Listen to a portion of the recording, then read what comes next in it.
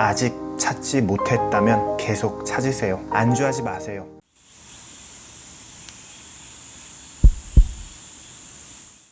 세 번째 이야기는 죽음에 관한 것입니다. 제가 17살이었을 때 이런 구절을 읽은 적이 있어요. 만일 당신이 매일을 삶의 마지막 날처럼 산다면 언젠가 당신은 대부분 옳은 삶을 살았을 것이다. 저는 그 문구에 강한 인상을 받았고 이후 33년 동안 매일 아침 거울을 보면서 나 자신에게 말했습니다.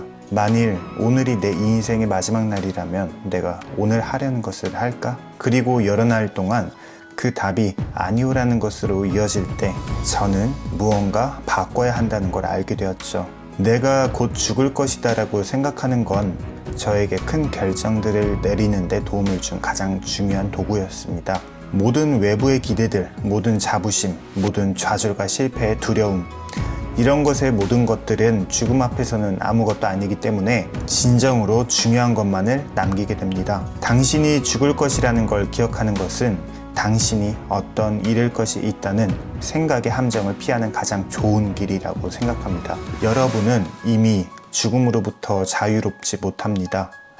그러므로 여러분의 마음을 따라가지 못할 어떤 이유도 없는 거죠.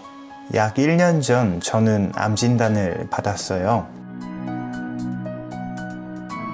췌장에 분명한 종양이 발견되었습니다. 당시 저는 췌장이란 게 무엇인지도 몰랐어요. 의사들은 이것이 치료가 불가능한 종류의 암이 거의 확실하다면서 제가 길어봐야 3개월에서 6개월밖에 살 수 없다고 했었죠. 의사는 제게 집으로 가서 주변을 정리하라고 충고했습니다. 의사들이 말하는 죽음의 준비인 거죠. 그것은 가족에게 작별을 구하는 것입니다.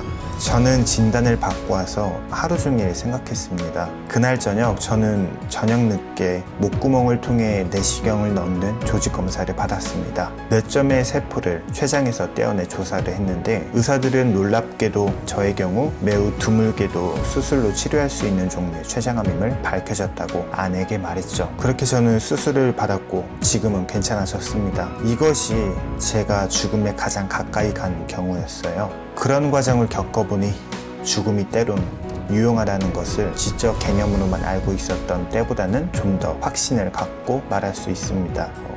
어떤 누구도 죽기를 원하진 않죠. 천국으로 가기를 원하는 사람조차 거기에 가기 위해 죽기를 원하진 않아요. 하지만 죽음은 우리 모두가 함께하는 목적지입니다. 누구도 거기에서 벗어나지 못했죠. 죽음은 바로 그런 것입니다. 삶이 만든 최고의 작품이 죽음이니까요. 그것은 생명의 교체를 만들어내는 매개체입니다. 죽음은 낡음을 청소하고 새로움을 위한 길을 열어줍니다. 지금 이 순간 그 새로움은 여러분들 것입니다. 그러나 훗날 지금으로부터 그리 멀지 않을 그때 여러분들도 시간이 지나면서 사라지게 될 것입니다. 너무 극단적이었다면 죄송하지만 이것은 진실입니다. 여러분들의 시간은 한정되어 있습니다. 그러므로 다른 사람의 삶을 사느라고 시간을 허비하지 마세요. 과거의 통념, 다른 사람들의 견해가 여러분 자신의 내면의 목소리를 가리는 소음이 되게 하지 마세요. 그리고 가장 중요한 것은 당신의 마음과 직관을 따라가는 용기를 가지는 것입니다. 당신이 진정으로 되고자 하는 것이 무엇인지 당신의 마음은 이미 알고 있을 겁니다. 그 외 다른 것들은 모두 부차적인 것들이죠. 제가 젊었을 때 전 세계 카탈로그라는 놀라운 책이 있었어요. 우리 세대에게 그 책은 바이블과도 같았죠. 그 책은 스튜어트 브랜드라는 사람이 만든 것으로 시적인 면들을 가미해 책에 생명을 불어넣었어요. 그 책이 나온 게 1960년대로 그 당시에는 개인용 컴퓨터도 데스크탑 출판도 없었기 때문에 모든 것이 수작업으로 만들어진 것이었습니다. 종이책 형태의 구글 같은 것이었는데 구글이 나타나기 35년 전의 일입니다. 스튜어트와 그의 팀은 이 책을 여러 번 개정했고 결국 그 책의 역할을 다했을 때 최종판을 냈습니다. 그것이 1970년대 중반이었습니다. 제가 여러분의 나이대쯤이었을 겁니다. 그 최종판의 뒷표지에는 모험을 좋아하는 여러분이 히치하이킹 할 것만 같은 이른 아침에 시골길을 찍은 사진이 인쇄되어 있었습니다. 그 밑에 이런 말이 적혀 있었습니다. 늘 갈망하고 늘 우직해라. 이것이 그들이 책을 더 이상 찍지 않기로 하면서 적은 작별의 메시지입니다. 저는 저 자신에게 늘 이러기를 바랬습니다. 그리고 지금 여러분이 새로운 출발을 위해 졸업하는 이 시점에서 여러분들이 그러기를 바랍니다. 늘 갈망하고 우직하세요. 감사합니다.